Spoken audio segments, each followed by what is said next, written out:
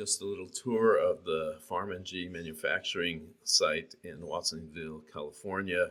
So this is the actual manufacturing.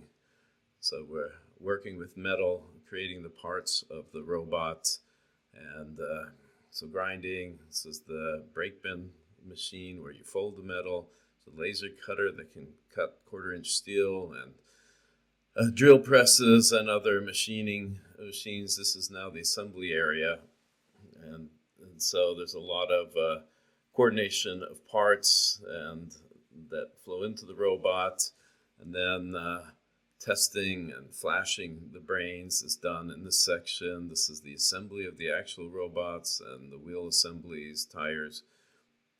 These are where we make cables. And this is the boxing and shipping of the robots, and that's the assembly area. And so this is final testing as we're shipping these out.